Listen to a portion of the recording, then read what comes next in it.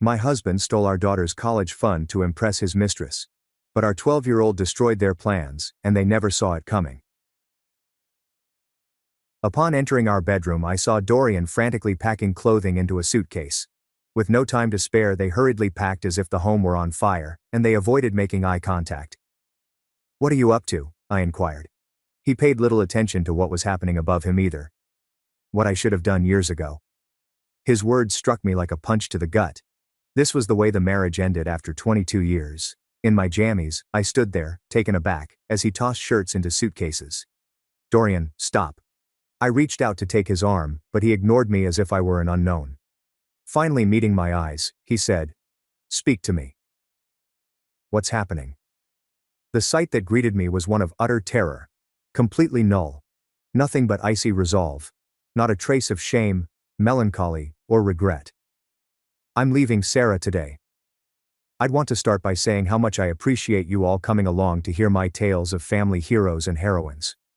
Please consider subscribing if you think children should have access to financial stability. All it costs is a little time and effort to help us get this message out to more families." We will now examine Iris's findings. Surrounding me, the room swirled. No way, this is real. Our dinner conversation yesterday revolved around Iris's college applications. Good night and a kiss on the forehead were yesterday's greetings. I was a wife yesterday, not this woman I was becoming today. My question, "Is there someone else?" slipped out of my lips before I could catch it. Halfway into the suitcase, Dorian halted with a dress shirt. I thought I caught a glimpse of something moving over his face for a split second. It vanished after that. This has nothing to do with other people. I knew. The way he avoided looking at me directly, the fact that his phone had been facing down for months, the endlessly late meetings, that this was about me wanting to breathe again. My voice sounded pitiful and insignificant as I asked, "Where will you go?" These suspicions had been simmering for a long time, but now they were shouting at me. With a final zip, he sealed the suitcase, saying, "I'll figure it out." The true terror began to set in as she said, "I need you to transfer my half of the savings to my personal account." Assets included Iris's college fund, our shared bank accounts, and all that we had accomplished as a couple. My bare feet slapped against the hardwood floors as I sprinted downstairs. Worry creased 12-year-old Iris's cheeks as she glanced up from her cereal. I lied and it tasted bitter. "Mom, what's wrong?" I asked my mother. "Nothing, sweetheart. Dad's just going on a trip." With trembling fingers, I snatched my laptop and entered the login credentials for our bank account. I gazed at the computer in astonishment as the website loaded. There was $247.83 in our checking account. There was no balance in our savings account. Iris's college fund, which we had been contributing to for 12 years and which was supposed to contain $90,000, showed no activity. "No." The word barely escaped her lips.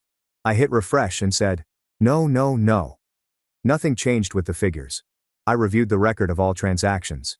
Just 3 days ago, Dorian transferred everything while I was at my book club meeting. Absolutely everything. Our joint funds, not only his portion, but also Iris's future. There was a severe case of hand tremors. I could hardly type. In the hopes that this was an error, I contacted the bank. What the customer support guy affirmed was something I was already aware of but still couldn't accept. Every account was accessible to Dorian.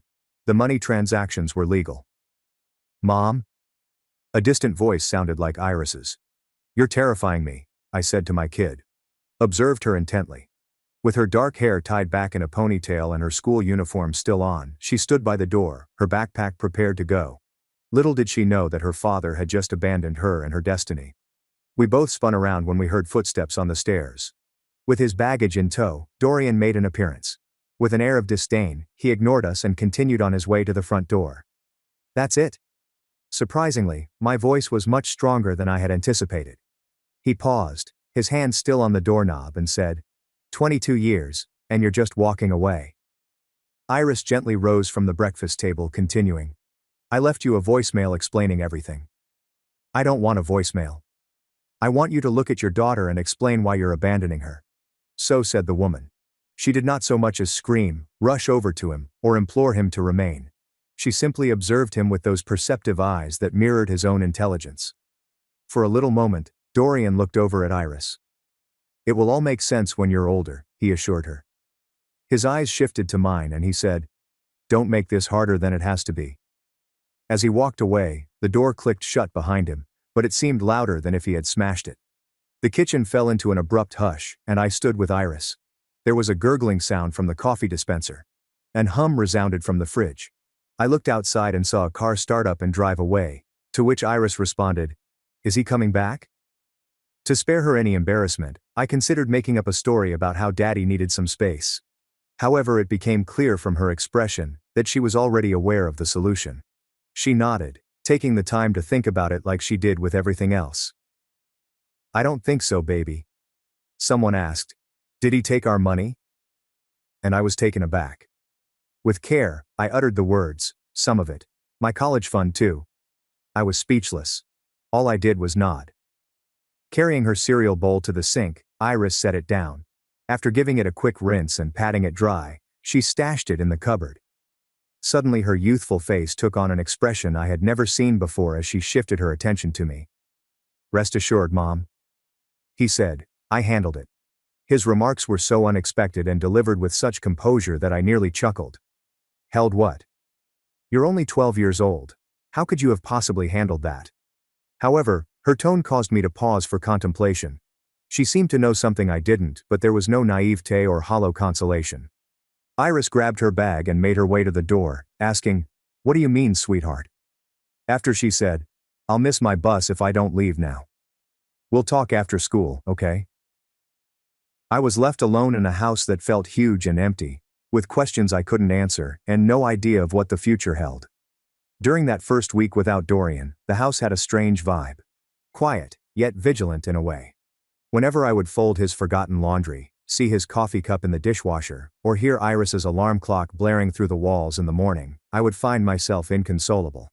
However, Iris continued to function normally in our broken reality. She would show up in the kitchen at 7:15 every morning, all dolled up, with her lunch all packed and her backpack in its proper place.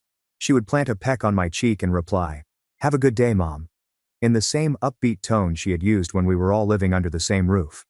It made me feel uneasy. As she was making her way to the door one morning, I gently grasped her wrist and whispered, "Are you okay, sweetheart?" Those stern dark eyes of hers met mine. It wasn't well with me. "I'm fine, Mom." "Are you?" Dad asked. Piece by piece I was crumbling, but I couldn't let her know. I felt his hand squeeze as he said, "Just checking on you." He nodded and said, "I know. But I'm really okay." Later that day, I opted to consult my sister Janet by calling her. Upstairs in her room I could hear Iris talking while I dialed. The sound of her hurried typing reverberated through the flooring. Like most kids these days, she probably vented her emotions online with her peers about what had happened. Warmly concerned, Janet asked, "Sarah, how are you holding up?" I collapsed onto the sofa and confessed, "I don't know. Iris is being so strong, but I'm worried she's bottling everything up. She hasn't cried once. Some kids process differently. You sobbed for weeks after Dad left, but I snapped and shattered Mom's favorite vase." The clicking upstairs paused for an instant before picking up the pace. Wondering what it was, Janet inquired, "What's that sound?"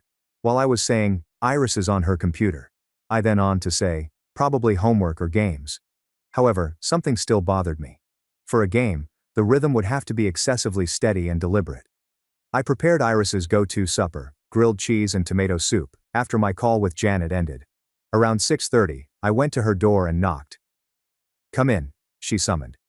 With her dinner plate in hand, I pushed open the door. With her laptop screen tilted away from me, Iris sat at her desk. Upon my arrival, she swiftly shut it. "Brought you some food, honey." "Thanks, Mom." Taking the tray, she avoided looking at anyone. I looked over at her desk as I dropped the tray down and said, "You can set it on my nightstand." Her school planner, a handful of textbooks and a jumble of documents. Nothing out of the ordinary, but her placement of the items gave the impression that she had planned them out in advance of my arrival. I inquired in a casual tone, "What were you working on?" "History report on the Industrial Revolution." She restarted her laptop, but I briefly caught a peek of what she was looking at before she minimized it. It was clearly not a school document but an email program. With a courteous but firm dismissal, I said, "I'm good. Thanks for dinner. Need any help?" I departed after kissing her on the crown of her head, but an uncomfortable sensation persisted. The trend persisted for some days thereafter.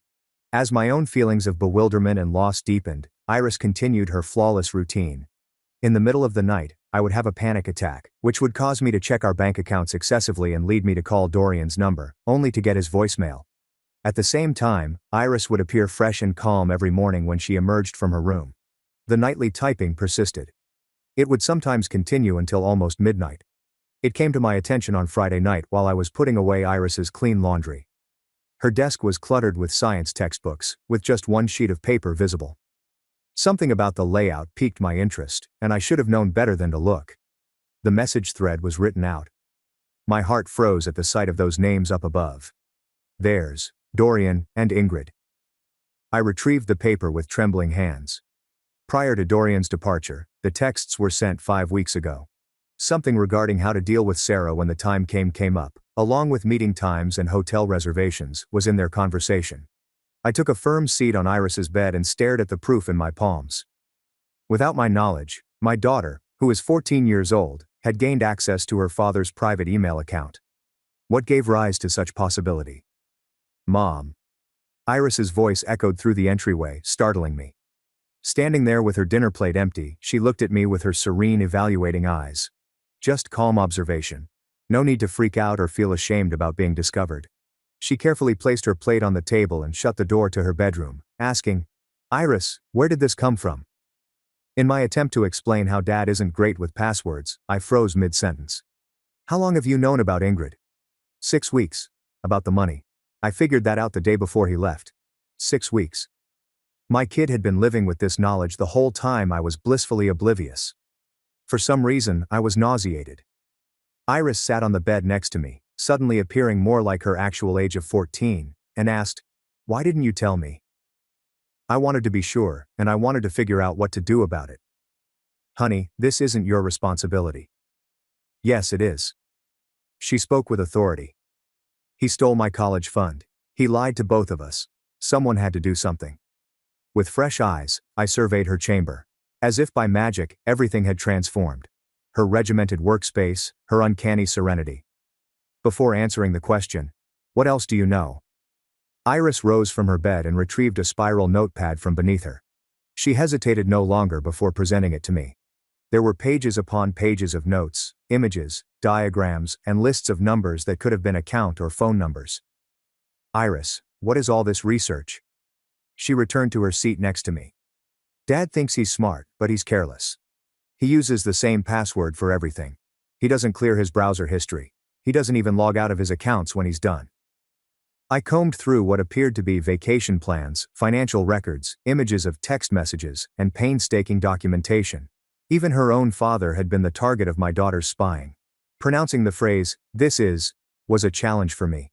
This is incredible and terrifying. I learned most of it from YouTube tutorials. Computer security is really interesting once you understand the basics. She gave me an expression that belied her years. "Iris, this kind of thing, hacking into someone's accounts, it's not legal." She stated it in such a casual manner that it sent shivers down my spine. Neither is stealing $90,000 from your daughter's college fund. My tiny girl had grown up. I had never met this person before. Someone cold-blooded, laser-focused, and fearless. After Iris asked, "What are you going to do with all this information?" she returned the journal and cautiously closed it. "I'm still working on that part. But don't worry, Mom, I've got this handled." That sentence reappeared. Exactly the same thing she had said the morning her father disappeared from our life. I responded, my voice trembling. "Show me everything." But suddenly I realized they were heavy and that I might not recognize my own daughter at all. Since this nightmare started, Iris had never hesitated before. "Some of it's pretty bad," she said to her mother. "Show me," she said, opening her laptop and locating a folder called Science Fair Project. Financial documents, correspondence logs, and evidence of identity fraud were among the many subfolders found inside. Crankiness in my belly. "The incident began when Dad got a second phone," Iris explained as she opened a folder. "He thought he hid it in his closet, but I saw him checking it one night when he thought I was asleep." Images captured by Iris through the crack in Dorian's bedroom door appeared on the screen. Slightly blurry, but distinct enough to reveal that he was composing a message on an unfamiliar device. According to Iris, I waited until he left it charging in his office one day. I only had maybe 10 minutes, but I got into his messages. Her fingers moved across the keyboard with practiced efficiency. That's how I found Ingrid. A fresh window sprang up, filling it with screenshot after screenshot of text messages. The things my spouse said to another woman, referring to me as if I were something to be removed. Curious about Sarah's condition, they planned to manage it jointly and talk about ways to handle a divorce without losing too much money. I was on the verge of throwing up, and it's only getting worse. And Iris said, "Mom," before navigating to a different folder. The accounting firm that Dad owns is where Ingrid Sterling works. She manages the trust accounts and investments of her clients. You learned her workplace. I learned every detail about her. Every detail. Her home, her relatives, her job, her credit, and even her Netflix login. Speaking as if she were going over a school project, Iris kept her tone casual. She has a 2-year history of stealing from her clients. The proof was indisputable. Bank documents indicating the movement of funds from client accounts into personal ones. Unrealized charges for services that were never rendered. Investment statements that didn't reflect actual account balances. By some miracle, Iris had gained access to Ingrid's work computer and recorded every detail. Iris, how did you even get into their systems? Ingrid uses the same password for everything. Sterling 2011. That's her last name and the year she graduated college. I found that information on her LinkedIn profile. Iris said with a shrug. I looked down at my kid and the stranger sitting next to me and thought, people are really predictable with passwords. So, how did you acquire the necessary skills to do all of this? I primarily learned through YouTube and a few computer programming forums. The internet is a treasure trove of information, but you have to know where to look. With a click to another folder, my world turned upside down once more. I found bank statements under my name, but no accounts had ever been opened in my name. Requests for credit were sent using Iris's SSN. Loan paperwork containing false signatures. Mom, Dad didn't just take our money. He's been using our identities to get loans. The $75,000 from my college fund, that was just the down payment on a $200,000 loan he took out in my name. An almost whispered "what" escaped her lips. Thanks to your employment history and my credit history, he and Ingrid are buying a house together in Florida. A vice gripped Iris's jaw. Eventually, they would just go, leaving us to shoulder the financial burden. Surrounding me, the room swirled. Theft of personal information. Con trick. Our husband hadn't suddenly left us. He had planned to start a new life with his lover while deliberately ruining our financial prospects. But here's the thing, Iris went on to say, and her voice took on a new quality, a chilly, contented quality. She opened a separate document labeled Countermeasures and said, I caught them before they could complete the purchase. There were a plethora of official-looking papers within, including fraud reports for credit bureaus, complaints for banking authorities, and anonymous tips for Ingrid's workplace. For the past 5 weeks, Iris has been diligently working on this, she said. I documented everything first, then I started dismantling their plans piece by piece. What do you mean? Well, Ingrid got suspended from work yesterday. Her boss received an anonymous email with all the evidence of her embezzlement. Her clients are pulling their accounts. The state board is launching an investigation. I opened my mouth. You did that? Iris asked in a calm, outraged tone. She stole from elderly people saving for retirement. Mom, she deserved it. And that's just the beginning. She proceeded to show me several additional files. The bogus accounts that were opened in our names have been frozen by the credit agencies. The mortgage application for the house in Florida was rejected due to a flagged application. The eviction process for Ingrid began after her landlord received information regarding unlawful activities in her residence. As Iris selected the last folder, she gushed. But the best part is what I sent to her father. Dr. Robert Sterling was the daughter's father. His family's reputation is extremely important to him, and he is a well-known surgeon. All the proof, including a lengthy letter detailing his daughter's illicit activities, was sent to him. My head spun.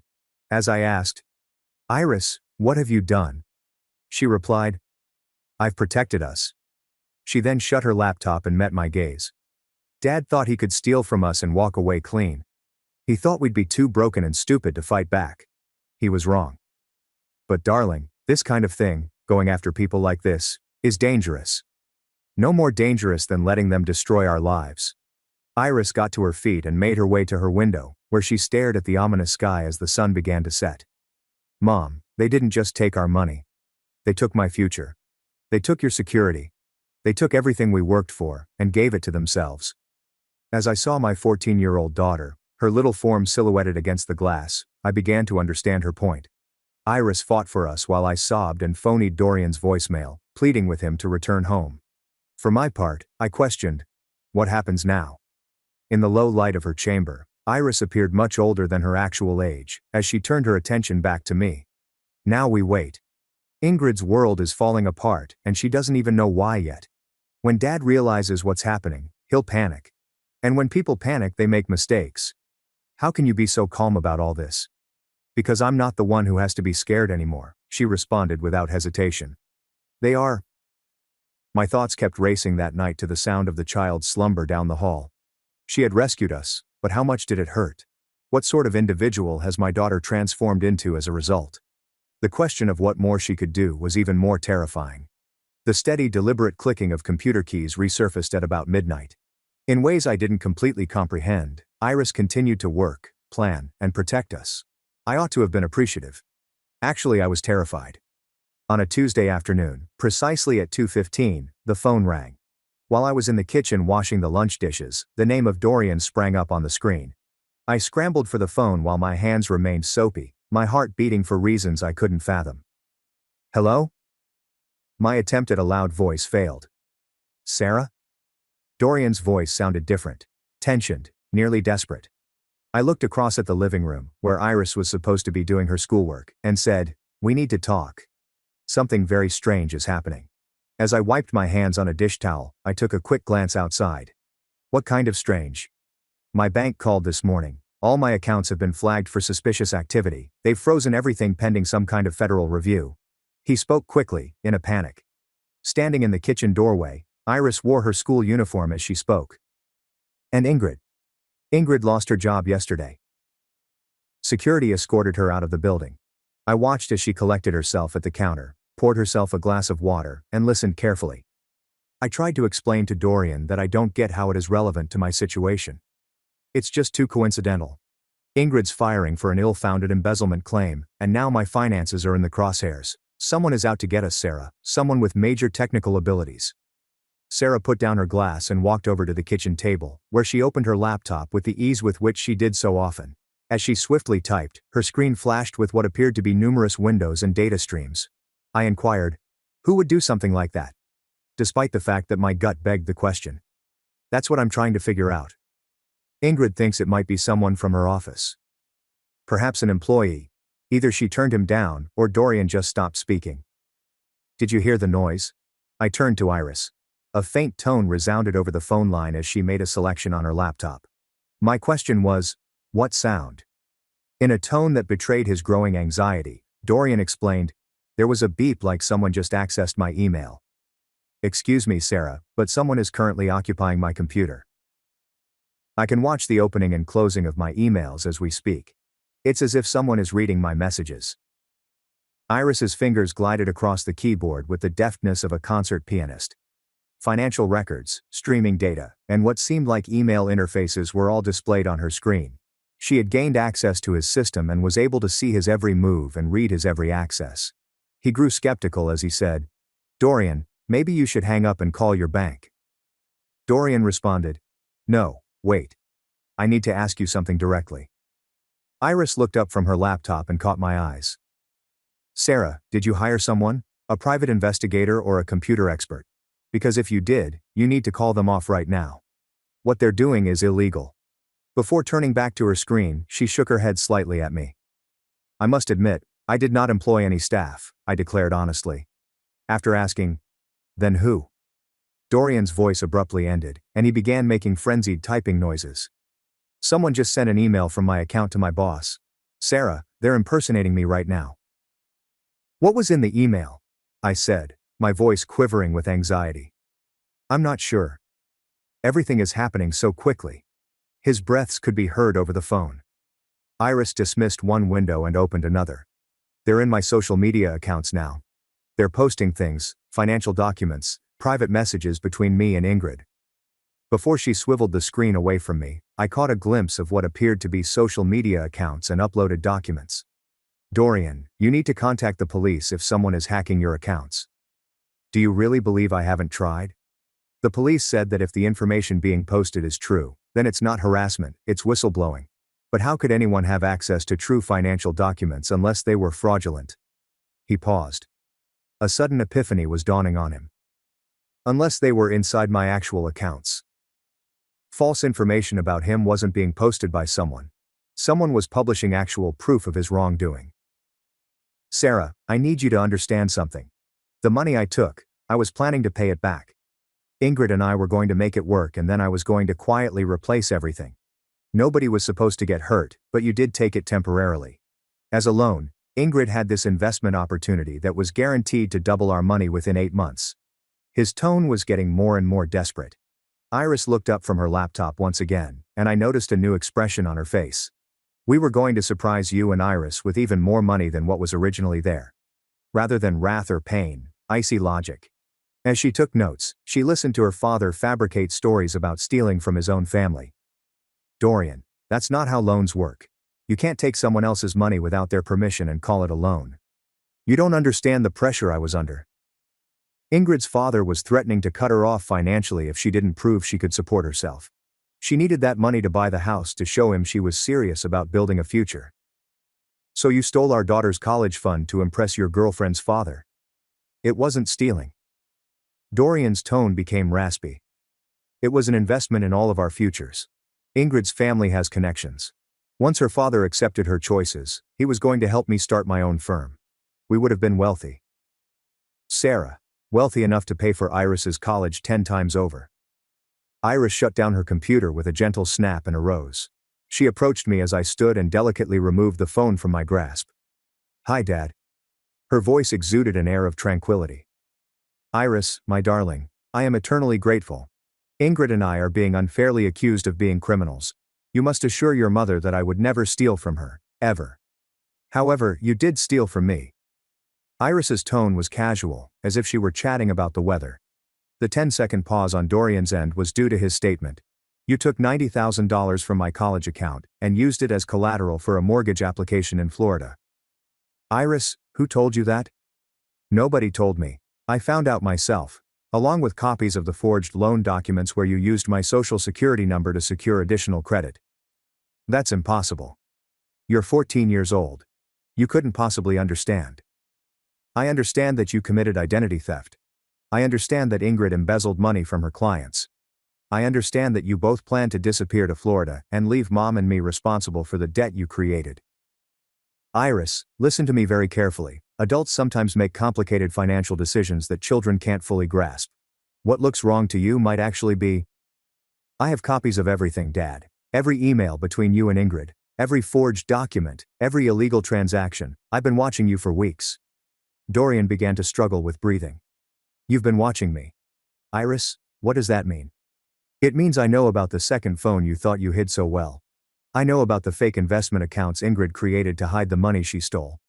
I know about the house you tried to buy using my identity. Iris's tone was constant.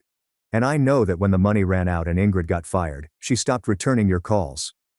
Iris sat calmly at the kitchen table, continued to hold the phone, and asked, how could you possibly know about Ingrid not returning my calls? The answer was, because I'm monitoring all your communications. I've been watching both of you destroy yourselves piece by piece. Ingrid has apparently begun dating someone else. Yesterday, after her father financially cut her off, she blocked your number. The sound that emanated from the phone was a mix of sobs and screams. Iris, please. I know I made mistakes, but I'm still your father. I love you. I love your mother. I never meant for things to go this far. You prioritized her over us, Dad. You valued money more than your family. You took my future as collateral for your new life, Iris said in a level, truthful tone. Actions have consequences. You taught me that when you walked out of our house with your suitcase. Am I? I'm begging you. Whatever you've done, whatever you know, please just stop. I have nothing left. I'm living in my car because I can't pass a credit check to rent an apartment. I can't get a job because every background check shows financial fraud flags, please. Iris looked at me as she delivered her last message to her dad. You taught me something important, Dad. What you've shown me is that there are occasions when those who should be watching out for you fail to do so. It is imperative that you take precautions. After saying that, she ended the call. What followed was an ear-splitting stillness. Iris placed the phone on the counter and fixed me with her serene, serious gaze. "He won't return your call," she stated with an air of neutrality. "How do you know?" she asked herself. "Because now he knows I'm watching. And he knows that every move he makes I'll see coming." With that, she gathered her laptop and made her way to her room.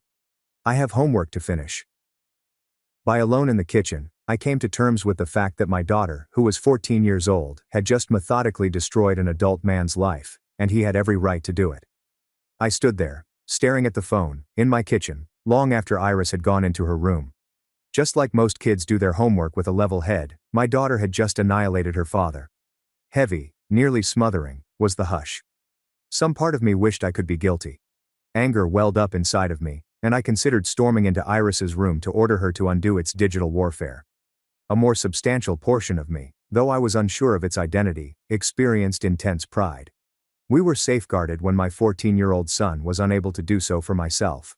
While getting ready for the day, Iris showed up at breakfast the following morning appearing to be no different from any other middle schooler, as if the previous evening weren't spent systematically ruining the lives of two adults. She ate her cereal, checked her backpack, and kissed my cheek goodbye. She was making her way toward the door when I gently grasped her arm and said, "Iris, wait," she said with the grave look I'd come to recognize. "Are you okay?" As she cocked her head to the side. "I'm fine, Mom." Her emotionless reaction unsettled me. "My darling, you just had a very intense conversation with Dad. It's normal to feel upset, or confused, or—" "I'm not upset," Iris said, adjusting her bag straps. "So why wouldn't I be?" I asked. "Because of what happened yesterday with your father," I wondered. "I'm relieved. Now he knows that I know what he did, and he knows there are consequences for stealing from his family." Iris stood at the front entrance, her palm resting on the doorknob, as if to ask, "But don't you miss him? Even a little?" I was frightened by the detached manner in which she examined her emotions. I missed the dad I thought he was. But that person was never real, was he? He was just a character Dad played when it was convenient. Where was the outrage, the pain, and the clinging to the possibility that Daddy would return home and make amends? "Iris, I think it would be good for you to talk to someone, a counselor who can help you work through these big emotions." "I'm not having big emotions, Mom. I'm having appropriate emotions." She walked in. "But I'm open to talking to someone if that helps you feel better," I said as I contacted our pediatrician's office following Iris's departure for school. Dr. Patricia Reeves is a child psychologist who focuses on gifted children and those who have experienced trauma in their families. Dr. Martinez suggested her. "Listen closely, since gifted children often process difficult situations differently than their peers," Dr. Martinez explained. "They might intellectualize emotions rather than feeling them in traditional ways." I discovered that I needed to study my kid like a puzzle until Dr. Reeves could see her the next week. She kept up with her regular schedule of school, homework, and dinner help, but I noted some subtle differences that I hadn't seen previously. She had assumed full responsibility for our family's financial situation, making meticulous spreadsheets to record our diminished income and forecast our expenditures for the following 12 months. Before beginning the divorce process or asset recovery, she had studied up on legal aid services and assembled a folder of relevant documents. "Mom, you need to file for divorce immediately," she said to me one evening as I sat at the kitchen table doing my bills. She sat down across from me and said, "You're depressed, which is understandable, but not productive right now." "I'm not depressed, so I can think clearly about what needs to happen next." Her clinical assessment of my mental state hurt because it was totally true, but she insisted that Iris shouldn't let herself be distracted by such grown-up matters. For what seemed like an eternity, I had been moping about, praying that this nightmare would end. Nobody was doing anything substantial to ensure our future except Iris. The peaceful blues and greens of Dr. Reeves's office were complemented by the artwork of children displayed on one wall. Iris came into her first therapy appointment looking like she was going to a business meeting, which surprised me because I thought she would be apprehensive.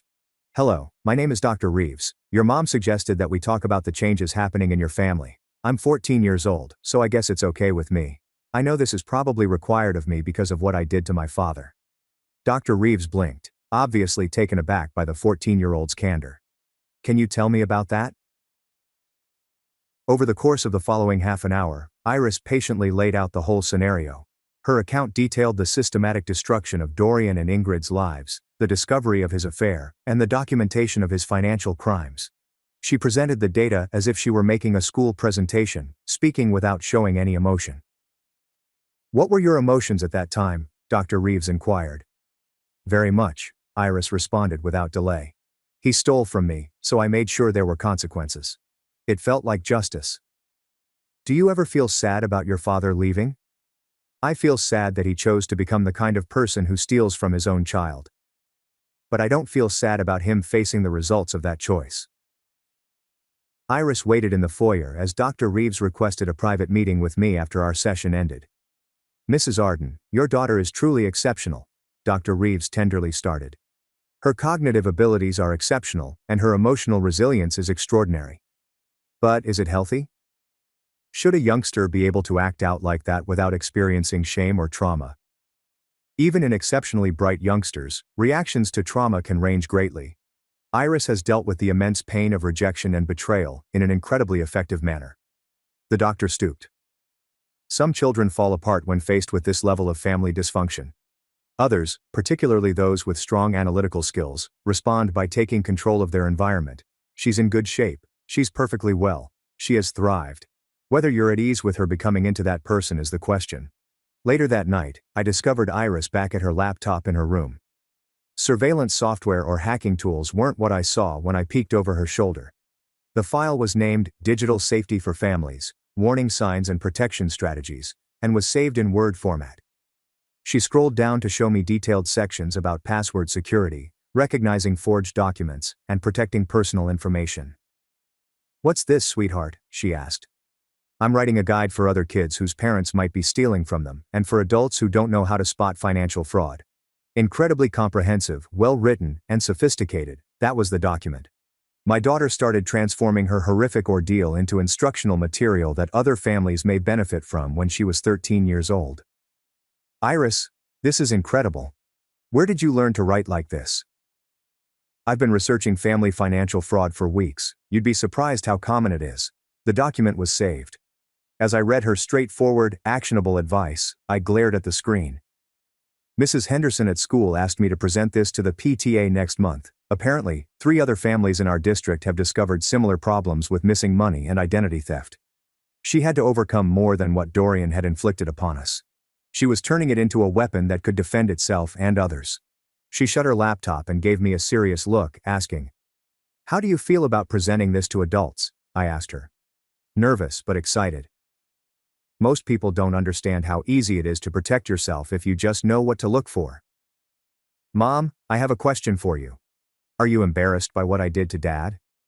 I was taken aback by the question, but Mom assured me that it would be considered. "Ashamed? Emmy, you've been looking at me differently lately, as if you're worried about me. You saved us. You protected our family when I couldn't."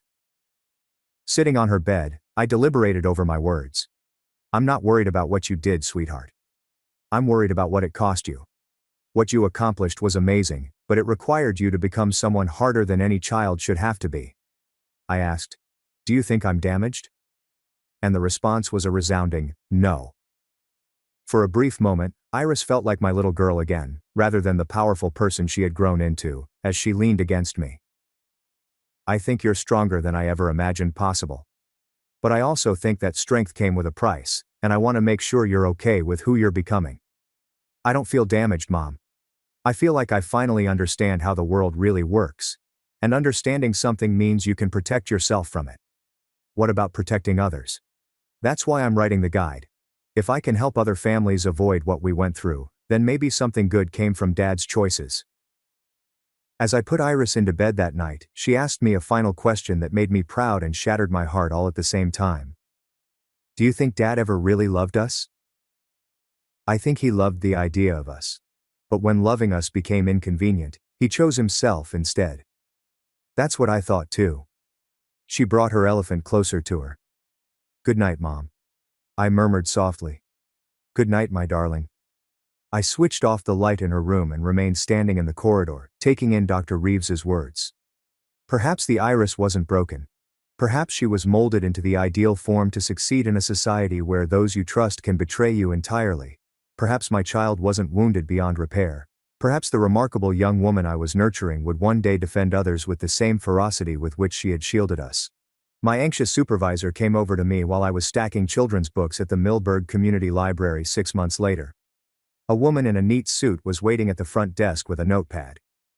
"Sarah, there's a reporter here asking about your daughter," Linda murmured, her eyes darting to her.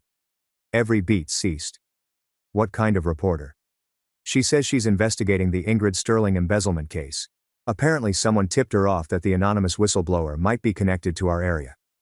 I made my way to the front desk on unstable legs. The journalist put out her hand and grinned professionally.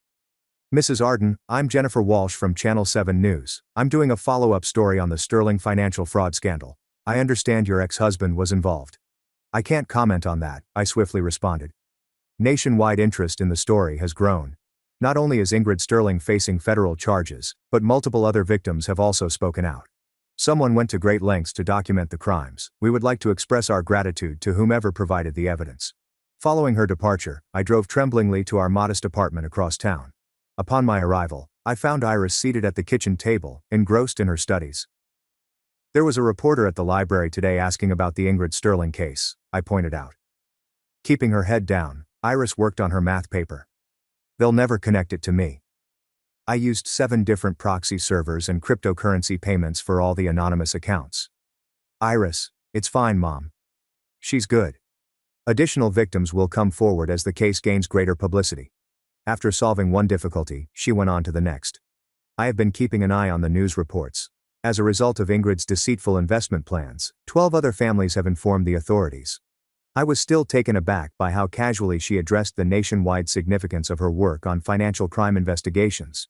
Like a completed scientific experiment, my daughter proudly informed me that she had sparked a government probe that was now safeguarding scores of families. A game-changing email arrived 3 weeks later to Iris.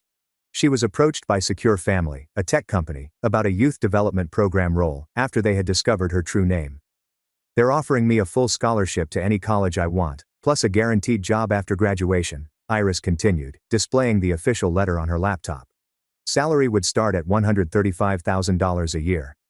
I gazed at the figures on the screen. "Iris, this is incredible. This could set you up for life." Her words were a simple, "I know." And she shut the laptop abruptly. "I'm turning it down." "What? Why?" She jumped up and made her way to the window in our cozy living room, explaining, "Because they want to own what I create. They want me to build security software that makes money off people's fear instead of actually protecting them. Besides, I already have a job." "What do you mean?" From her bag, Iris retrieved a business card. It seems to have been expertly crafted. "E. Arden, Family Financial Protection Consultant. I've been helping families secure their finances and recover from fraud for the past month."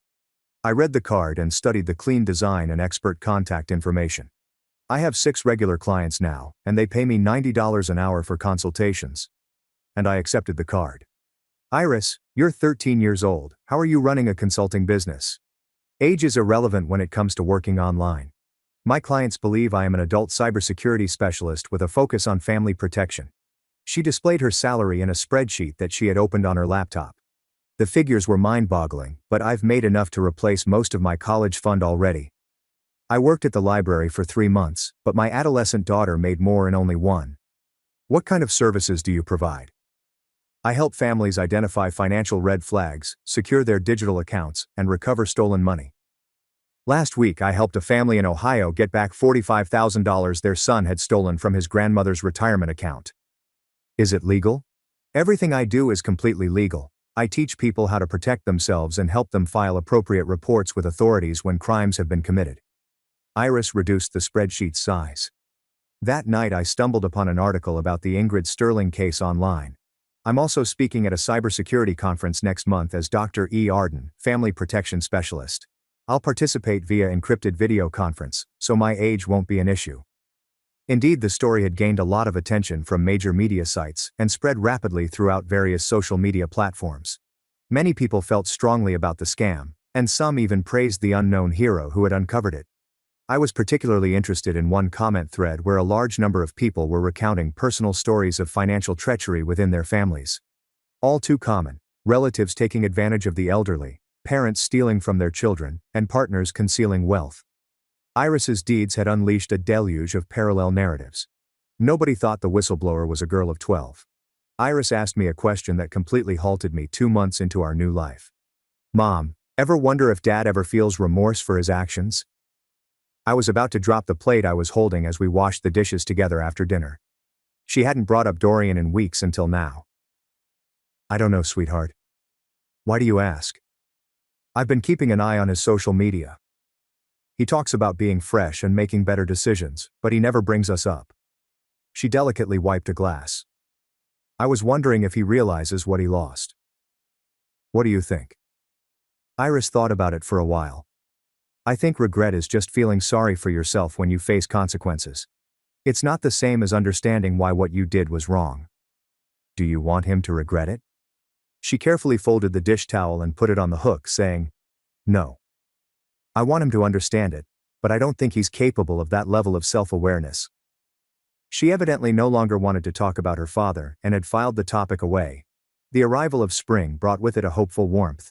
As Iris's consulting practice expanded, she began developing free instructional materials to help families avoid falling victim to financial scams.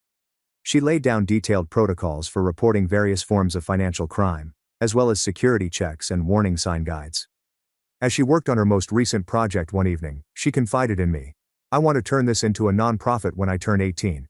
It will provide free protection services to families who can't afford private consultants. That's a beautiful goal, Iris. It started because of what Dad did to us, but it's become something bigger. There are so many families out there being victimized by people they trust. I was reading in the living room one spring evening when I overheard Iris on a video call in her room. As I listened to her soft voice, I stood outside her door. I know it's scary discovering that your mother has been using your college fund, she pointed out. But you're going to be okay. I'm going to help you protect what's left and make sure this doesn't happen again. It dawned on me that she was probably chatting with another adolescent. Maybe one whose family was going through the same kind of devastation as ours. Children whose parents had abandoned them found solace in Iris. The most important thing to remember, she said, is that this isn't your fault. Adults are supposed to protect children, not steal from them. When they don't do their job, we have to protect ourselves. Tears welled up in my eyes as I stepped away from her door. Not out of melancholy, but sheer awe. Despite Dorian's best efforts, he managed to create something impenetrable out of us. Through her ordeal, Iris had channeled her suffering into a calling to shield other families from harm. As usual the following morning, Iris showed up to breakfast dressed like a typical 9th grader. At this point though, I had a better understanding. She was an incredible person beneath her typical teenage facade. She had transformed the worst thing that had ever happened to her into a powerful force for good. Are you all set to start the school year? I inquired, planting a kiss on her forehead. Always, she remarked, slinging her rucksack over her shoulder. Oh, and Mom, I love you. I love you too, sweetheart. Observing her make her way to the bus stop made me realize that our family hadn't been ruined by Dorian's treachery. Our true nature has been exposed. Beyond justice, Iris had triumphed. Not only had she gained her own future, but she was also utilizing it to ensure the future of innumerable other families. Whatever was left of Dorian's new life may be his. Using the remnants he had left behind, we had constructed something of far greater worth. Iris was spreading the word about the hope we had built. If you were captivated by this narrative about a 12-year-old's journey towards digital justice, please give it a like right now. When Iris finally spoke to her father and said, "You chose her, so live with her," before ending the call, it was my favorite part. Can you tell me the highlight?